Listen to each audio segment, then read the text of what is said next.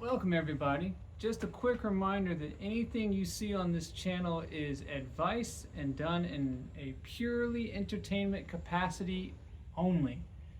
I'm just a guy working on his stuff that breaks in his front yard. That's it. There are no warranties implied or given. This is just me working on junk, passing on what I've learned. End disclaimer.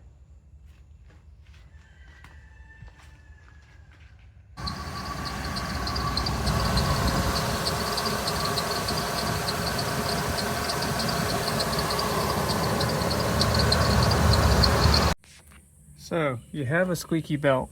What are you going to do about it? You've checked your belt alignment. You've got a new belt on there. You've replaced your idler pulleys and investigated other sources of noise, but you just cannot get it to quit. Here's what we can do to make belt squeak go away. Understand, this just makes the squeak go away. It does not fix the underlying problem. So, you have a squeaky belt. What are you going to do about it? You've checked your belt alignment. You've got a new belt on there. You've replaced your idler pulleys and investigated other sources of noise, but you just cannot get it to quit. Here's what we can do to make belt squeak go away. Understand, this just makes the squeak go away. It does not fix the underlying problem. Before we implement our quick fix, we're going to take a quick look at all of our pulleys. Make sure they spin quietly and make sure that they're not wiggling, and make sure that there's not excessive piles of junk in the belt path that might make the belt slip. For example, I'm seeing some debris on this water pump pulley that might be worth checking out, and I see some stuff down on my power steering pump pulley down there that I can probably try to clean out. Probably going to hit it with some brake clean to get that out, a wire wheel if I can squeeze it in there. So check this out. There is this, I don't know what it is, if it's belt residue or what. It's marking up. I can feel it. It's something stuck on the water pump pulley. Don't know if that's going to cause a slippage or if it would help, but we're going to get rid of that because that should not be there. The surface of a used pulley should look kind of like this right here. There's another kind of spot right there. Yeah, there's a whole bunch of junk right here, and I don't know what it's from, but I'm going to clean that off. My other pulleys, I see some rust in them, but I think I may just clean that up and then do the trick I'm going to do, and I think that'll be good. Because this vehicle did not do this when I first put a new belt on it, and that was 2 years ago. So something changed between point A and point B. All right, so that looks a lot better. It looks like most of that won't come up. That's like some bubbling in the metal.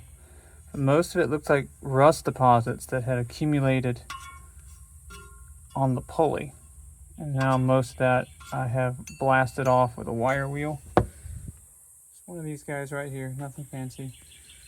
So I'm gonna go work the AC pulley, the crank pulley, and the power steering pulley, see what I can do with those.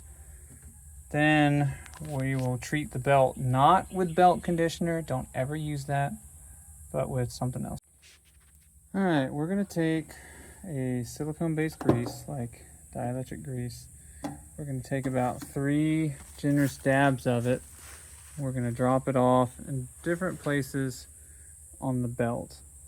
And what that's going to do is it's going to get spread out by heat and the motion of the belt, and it should make the belt overall a little more tacky, make it grip a little better. So hopefully, in my case, since the squeak is relatively minor, that'll take care of it because my belt's in good shape. And I didn't film it because it was kind of not the thrust of this video, but I got a whole bunch of garbage off my power steering pump and my water pulley pump. Crank pump can't do much with, but the AC pulley looks fine. I said crank pump, crank pulley. Anyway, let me do that. We'll throw it back on the vehicle and then we'll test. A little something like this. I'm going to smooth it out with my finger here, but just kind of 3 dollops, smooth it out, Throw your belt on and we'll see what happens. And there we go. Squeak is gone. Now the silicone grease trick should work for a while, but eventually if you didn't solve why you were slipping in the first place, it will come back. So I'm hoping all the garbage I cleaned off the pulleys also helped. Anyway, hope this is helpful for somebody.